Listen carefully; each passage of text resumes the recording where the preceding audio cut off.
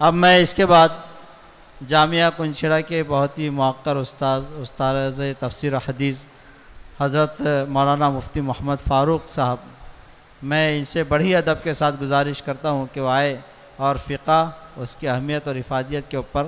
اپنے خطاب فرمائیں گے۔ مفتی فاروق صاحب۔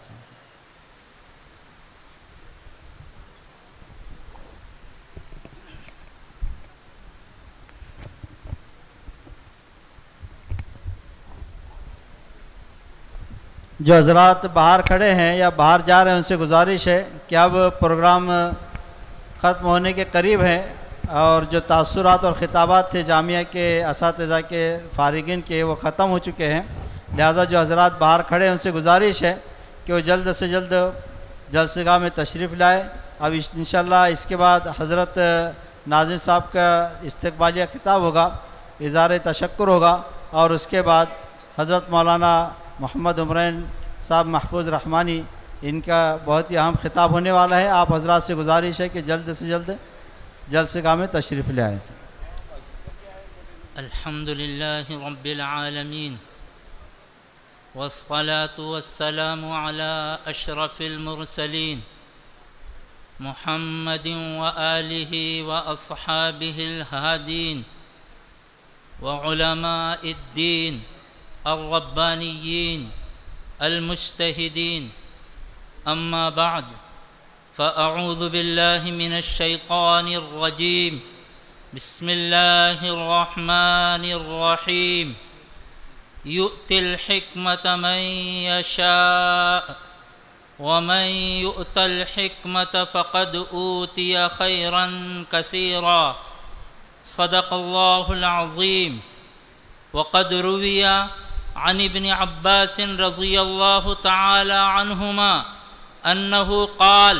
قال رسول اللہ صلی اللہ علیہ وسلم فقیہ واحد اشد علی الشیطان من الف عابد، او کما قال رسول اللہ صلی اللہ علیہ وسلم۔ صدر محترم، میر مجلس، نمونہ اسلاف، بقیت السلف والخلف، نائب رئیس جامعہ اکل کوہ، اور ہم سب کے رہبر و رہنما و مربی حضرت الحاج حافظ اسحاق صاحب وسطانوی، ادام اللہ ظلہم السامی علینا وألبسهم لباس الصحة والعافية وحفظهم من جميع الامراض والآلام، اور دیگر موقر اصحاب فضل و کمال، علماء کرام، فضلاء عظام، اور مستفیدین جامعہ و ابناء جامعہ، بڑی خوشی کی بات ہے، اور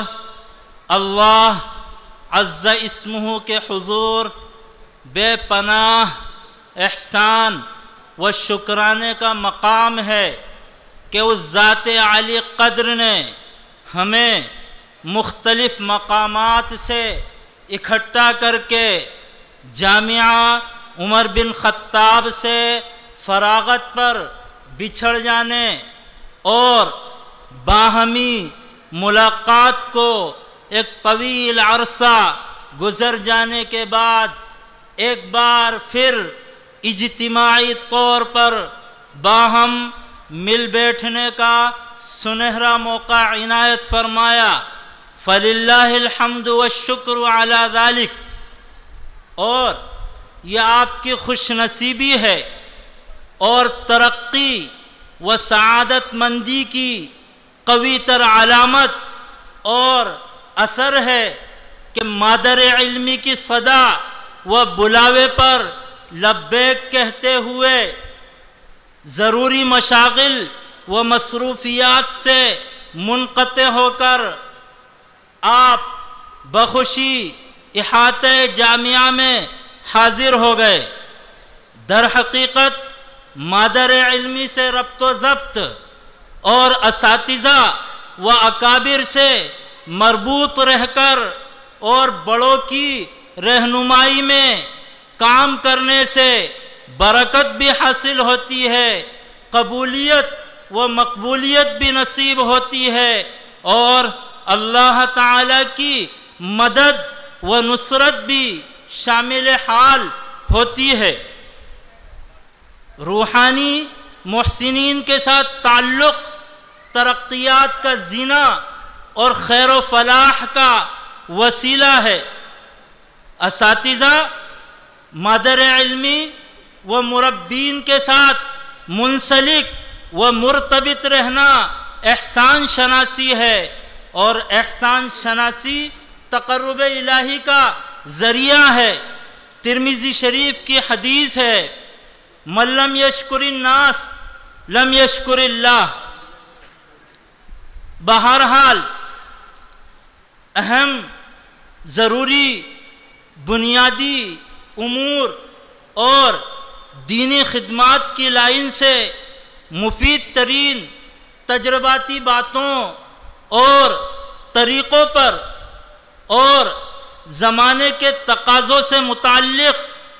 بالتفصیل مفید پرمغز و فکر انگیز خطاب آج کے ہماری اس مجلس کے اہم مہمان خصوصی صالح و پاک طینت عالم دین مقرر شیریں بیاں ناظم جامعہ ریاض العلوم انواع حضرت مولانا بنیامین صاحب دامت برکاتہم فرمائیں گے۔ اسی طرح ہماری آج کی اس مجلس کے دوسرے مہمان خصوصی ملک کے ممتاز عالم ربانی، مسلم پرسنل لا بورڈ کے جنرل سیکریٹری حضرت مولانا عمرین محفوظ صاحب رحمانی فرمائیں گے۔ میں آج کی اس مجلس کے مختصر سے وقفے میں اس خاص امر کی جانب آپ کی توجہ مبذول کرانا چاہتا ہوں کہ فقہی مسائل کے ساتھ آپ کی وابستگی و واقفیت بہت ضروری ہے، کیونکہ آپ حضرات میں سے اکثر علماء و حفاظ امامت و خطابت جیسے محتم بالشان شعبے سے منسلک ہیں، اور یہ ایک ایسا منصب ہے کہ اس میں امام سے ہر خاص و عام کا واسطہ پڑتا ہے۔ امام کی حیثیت مرجع کی ہوتی ہے۔ لوگ اپنے ذاتی، نجی، گھریلو، معاشرتی اور معاشی و اقتصادی مسائل میں شرعی رہنمائی حاصل کرنے کے لیے امام کی طرف رجوع ہوتے ہیں۔ اس لیے امام کا شرعی مسائل سے واقف ہونا نہایت ضروری ہے، ورنہ وہ افتى الناس بغیر علم فضلوا واضلوا والی وعید کا مصداق ٹھہریں گے۔ اس لیے اہتمام کے ساتھ چھوٹی بڑی کتب فقہ اپنے زیر مطالعہ رکھنے کی عادت ڈالیں۔ پڑھنے پڑھانے اور مطالعے ہی سے آپ کو فقہی مسائل پر عبور حاصل ہوگا۔ حدیث مرفوع ہے، انما العلم بالتعلم وانما الفقہ بالتفقہ، کہ علم اور فقہ پڑھنے پڑھانے اور سیکھنے ہی سے حاصل ہوتے ہیں۔ عوام الناس فقہی مسائل ہی آپ سے دریافت کریں گے۔ فن فقہ خدائی قانون کا نام ہے، پورے انسانی معاشرے کو پرامن بنانے اور پرامن طریقے پر چلانے کے لیے اسلام کا اپنا ایک پورا مضبوط و مستحکم نظام ہے جس کا نام فن فقہ ہے۔ اگر اس نظام کو اپنایا نہ جائے اور اس کا اجرا نہ ہو تو پھر انسان حیوان بن جائے گا، طاقتور کمزور کو کھا جائے گا، ظالم اپنے ظلم سے باز نہیں آئے گا، اور انسانیت کے نام پر انسان مار دیے جائیں گے۔ فن فقہ سے کوئی بھی شخص پیدائش سے لے کر تدفین تک بے نیاز و دستبردار نہیں ہو سکتا۔ یہ ایسا شریف النفس فن ہے جو اسلامی تعلیمات کا نچوڑ، قرآن مجید کا خلاصہ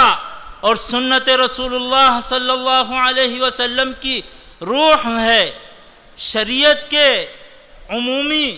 و خصوصی مزاج و مذاق کا ترجمان ہے۔ فقہ سراپا خیر ہے اور تفقہ فی الدین ایک عظیم نعمت ہے۔ فقہی مسائل کے ذریعے لوگوں کی رہنمائی کرنا منصب نبوت و کار نبوت میں سے ہے، جیسا کہ قرآن مجید کی آیت هو الذی بعث فی الامیین رسولا منہم یتلو علیہم آیاتہ ویزکیہم ویعلمہم الکتاب والحکمہ کی تفسیر میں منقول بعض مفسرین کے اقوال سے پتہ چلتا ہے، اور مسلم شریف کی حدیث میں حضور اکرم صلی اللہ علیہ وسلم نے ارشاد فرمایا وَلَكِنَّ اللَّهَ بَعَثَنِي مُعَلِّمًا مُيَسِّرًا۔ علم فقہ کا ثمرہ خشیت الہی کا حاصل ہو جانا اور انذار کی صفت کا پیدا ہو جانا ہے، جیسا کہ قرآن مجید کی آیت فَلَوْلَا نَفَرَ مِن كُلِّ فِرْقَةٍ مِّنْهُمْ طَائِفَةٌ لِيَتَفَقَّهُوا فِي الدِّينِ وَلِيُنذِرُوا قَوْمَهُمْ اذا رجعوا الیہم لعلہم یحذرون، اور انما یخشی اللہ من عبادہ العلماء سے پتہ چلتا ہے۔ اور ما عبد اللہ بشیء افضل من فقہ فی الدین ولکل شیء عماد وعماد هذا الدین الفقہ والی حدیث میں جو سندن کچھ ضعیف ہے فرمایا گیا کہ علم فقہ حاصل کرنے سے زیادہ کوئی عبادت افضل نہیں، اور ہر چیز کا ایک ستون ہوتا ہے، اور دین اسلام کا ستون علم فقہ ہے۔ علم فقہ کے عظیم المرتبت ہونے کا اندازہ خاتم المحدثین والمفسرین رئیس الفقہاء والمتکلمین حضرت علامہ انور شاہ کشمیری رحمۃ اللہ علیہ کے اس فرمان عالی سے لگایا جا سکتا ہے۔ فرمایا کہ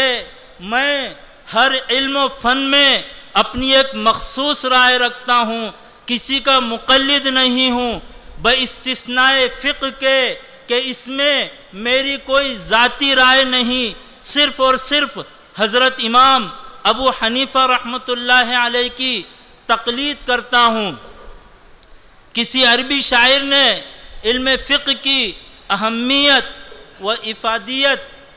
بیان کرتے ہوئے کہا ہے اذا معتز ذو علم بعلم فعلم الفقہ اولا باعتزاز فکم طیب یفوح ولا کمسک وَكَمْ طَيْرٍ يَطِيرُ وَلَا كَبَازٍ، کہ جب کوئی ذی علم اپنے علم پر فخر کرے تو علم فقہ ہی فخر کیے جانے کے زیادہ لائق، حقدار اور مستحق ہے، کیونکہ علم فقہ مشک کے مانند ہے اور بہت ساری خوشبوئیں مہکتی ہیں، مگر مشک کی طرح نہیں، اور بہت سارے پرندے اڑتے ہیں مگر باز کی طرح نہیں۔ وخیر علوم علم فقہ لأنه يكون إلى كل المعاني توسلا، فإن فقيها واحدا متورعا على ألف ذي زهد تفضل واعتلا۔ جملہ علوم میں برتر و بہتر علم فقہ ہے، کیونکہ علم فقہ جمیع مراتب عالیہ اور خوبیوں کے حصول کا ذریعہ ہے، اور